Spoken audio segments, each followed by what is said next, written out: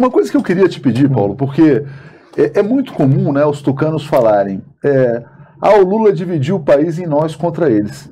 Eu, sinceramente, eu nunca vi o Lula fazendo nós contra eles. Quando o Lula se tornou presidente, talvez o Lula nas origens possa ter, mas nem nas origens, porque se você for ver o Lula como sindicalista, era o cara que sentava, negociava, falava com os patrões em nome dos trabalhadores e tal.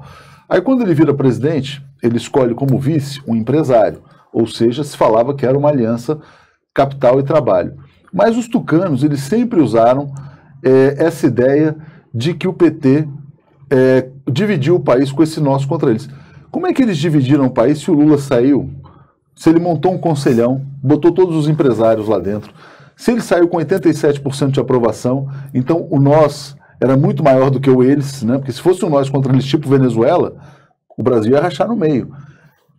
Explica assim, qual que é a origem desse mito, eu acho que é um mito, não sei se você concorda, dessa história do nós contra eles.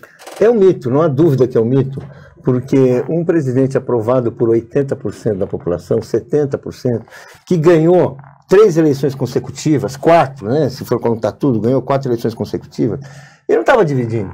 Ele estava construindo uma nova liderança, uma nova hegemonia. Diga o que vocês, dê o nome que vocês quiserem. Ele estava construindo um projeto de país com apoio da maioria.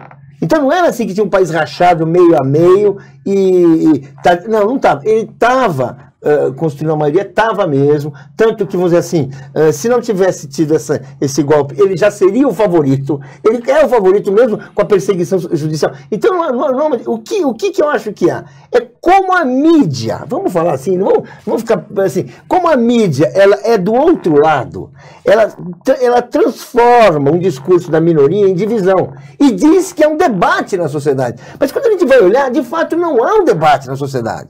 O debate, assim, acabou em 2002. O Lula ganhou e nunca mais perdeu. Mesmo em 2006, quando teve o mensalão, ele ganhou. Em 2010, quando ele apontou o chamado poste, ele ganhou. Em 2014, o poste foi reeleito. Ou seja, e eu lembro a você, tem a aprovação da população. O Lula ganhou em 2002, União, Capital e Trabalho. Ganhou em 2006 contra o Geraldo Alckmin, que agora faz o discurso de ódio. Ganhou em 2010 através da Dilma. Em 2010, não sei se você se lembra, houve um movimento muito grande para que o Lula seguisse o que fez o Chaves, o Evo Morales, mudasse a Constituição. Não, ele não mudou. Por um terceiro mandato. Ele não mudou em função do espírito democrático que ele tem.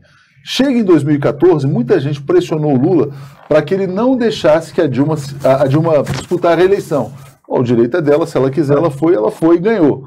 Então, em todos os momentos em que ele foi testado nessa coisa do caudilismo, do líder autoritário, de não sei o quê, do populista, ele foi dentro da regra. Quem mudou a regra, é bom lembrar, foi o Fernando Henrique. Não tinha reeleição em 98, ele inventou. Não, olha, vamos dizer assim, se você for, vamos assim falar assim com toda a liberdade. Se a gente for assim fazer uma avaliação, se você fazer uma crítica, a crítica é que o Lula seguiu demais a cartilha. Pois é. Ele foi republicano demais. Ele foi um presidente isento demais. Veja as escolhas que ele fez para o Supremo. Assim, o Supremo, que hoje tem 8 ministros indicados por ele e pela Dilma, a maioria dos ministros são os ministros que votaram contra o habeas corpus para ele.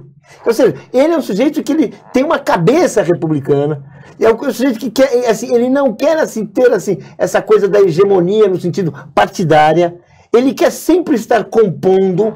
Ele tem um norte, não um governo neutro. Ele tem um caminho, um crescimento, mas ele sempre fez o possível para negociar e para ceder assim no limite.